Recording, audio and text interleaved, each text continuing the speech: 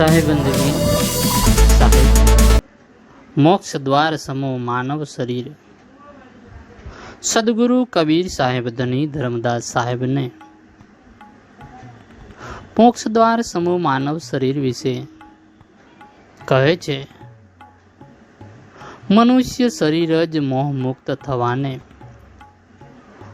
મુક્ત થવાને માટે યોગ્ય સાધન ધામ અને મોક્ષના દરવાજા સમાન છે। માટે સમજુ માણસે તુચ્છ વિષય સુખની લાલસાને તજીને નિર્ભયપણે અડગ મને મોક્ષ સાધન માર્ગમાં લાગી જવું જોઈએ। સદગુરુ કબીર સાહેબ કહે છે, નહીં તો પેલા જન્માંધની જે દશા થઈ, જન્માંધની જે દશા થઈ તે ન થઈ પડે। જેમ કે પેલો જન્માંધ દરવાજા બહાર નીકળવાને પ્રયત્ન કરતો હતો, દરવાજા બહાર નીકળવાનો પ્રયત્ન કરતો હતો, પણ જ્યારે દરવાજા પાસે આવતો ત્યારે તેને ભોગ યોગે દરાજમાં ખુજલી ખંજવાળ થઈ આવતી અને તે દરવાજો મૂકીને જતો, દરવાજો છૂકી જતો।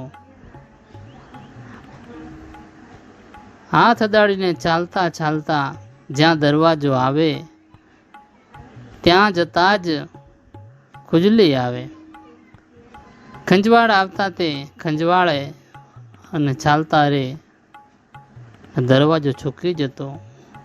તેમ આ નર્તનમાં પણ જો વિષય વાસનાની કુંજલીમાં રહી ગયા તો હાથ આવેલું મોક્ષ દ્વાર રૂપ મનુષ્ય શરીર ખોવાઈ જશે। તેથી સદગુરુ કબીર સાહેબ જાગૃત થવાને ચેતવણી આપી રહ્યા છે। સદગુરુ કબીર સાહેબ કહે છે કે લખ 84 ભટક કે પો પર અટકા આए, अब की पासा ना पड़े तो फिर 84 जाए।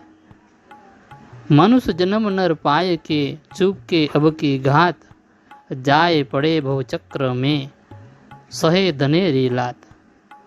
सदगुरु कबीर साहेब કહે છે કે જેમ સોકટાબાજી રમનાર ઘણી સાવધાનીથી જહેમત ઉઠાવીને પોતાની ગોટીને મુખ્ય ઘરમાં લઈ આવે છે કે જ્યાંથી પો પાડીને સોકટી મુક્ત યાને પાકી કરી લેવાય છે। પણ તે અણીના વખતે જો રમનાર બિન કાળજી યા તો અણઆવડતને લઈને પો ન પાડી શકે તો તે હારી જાય છે અને તેની સંગળી મહેનત તથા ચતુરાઈ તો ધૂળમાં મળી જાય છે। તેમજ મનુષ્ય શરીર માટે પણ સમજવું જોઈએ। સદગુરુ કબીર સાહેબ કહે છે, હે ધર્મદાસ, જો માનવ દેહમાં પૌ નિજ સ્વરૂપ ચૈતન્ય દેવ આત્માનું જ્ઞાન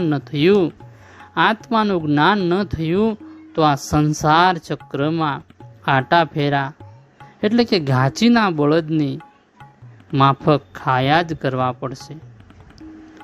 માટે સાવધાન થાવ, સહાયક ભૌમ્યો અને ગુરુદેવના પવિત્ર ચરણને પ્રાપ્ત કરો અને ગુરુશ્રીની આજ્ઞા પ્રમાણે પોતાના માનવ જીવનના નવનિર્વાણ માટે ખંત કાળજી, ચીવટ શ્રદ્ધા, પ્રેમ, સદોત્સાહ તથા સાહસ અને સમજ સાથે મંડી જવું જોઈએ। સાહેબંદગી સાહેબ।